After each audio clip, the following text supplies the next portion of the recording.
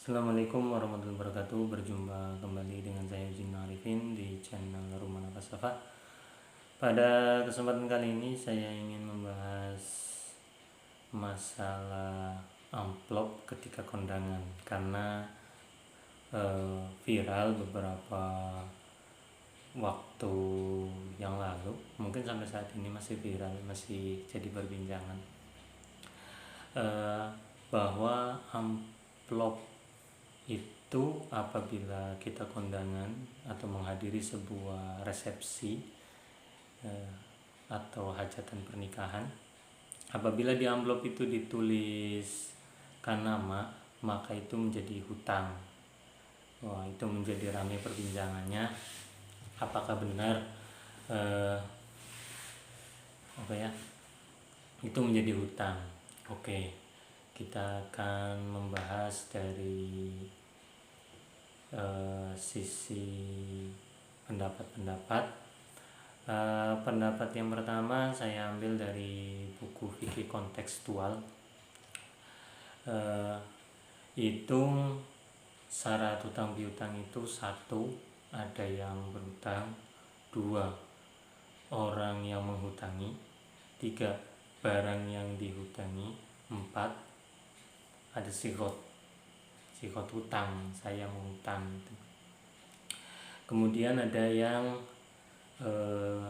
langsung mengambil dari Al-Quran sesuai ayat Al-Quran, surat Al-Baqarah ayat 282.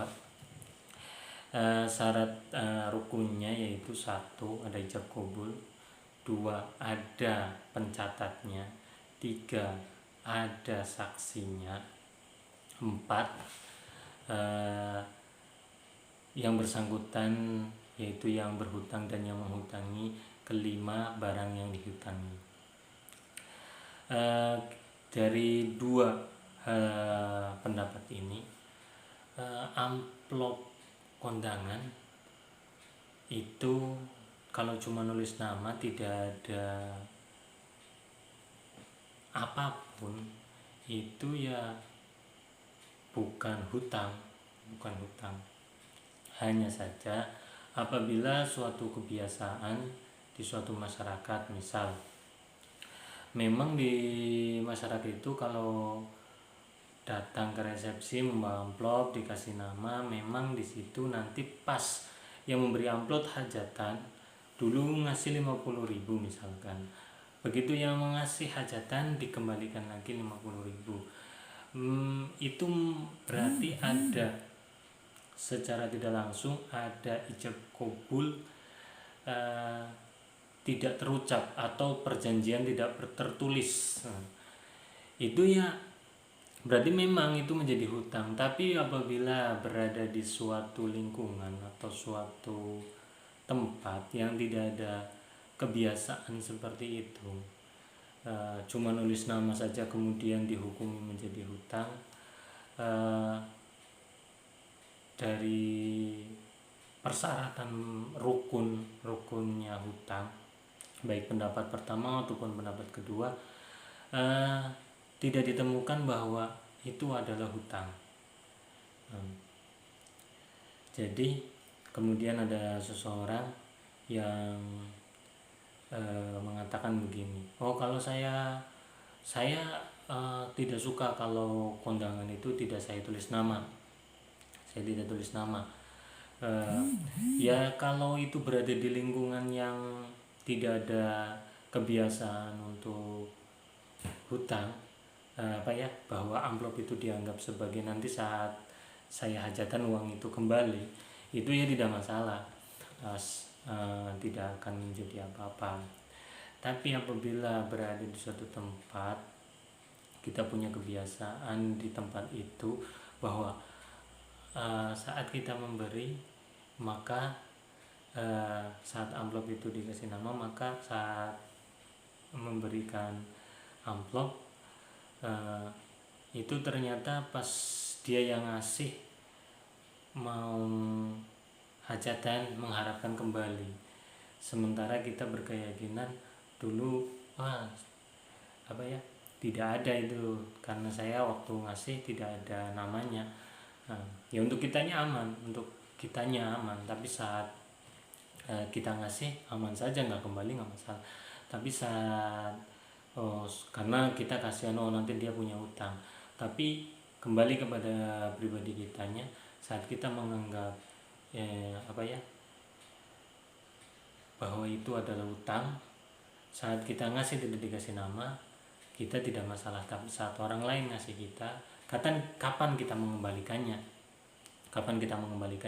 Kecuali memang kita berada di suatu daerah atau suatu tempat yang memang adatnya memang harus saat ada hajatan dari orang yang pernah memberi amplop sumbangan kepada kita harus kembalikan. Dan itu memang kalau di wilayah atau di daerah yang sudah menjadi adat kebiasaan seperti itu, apabila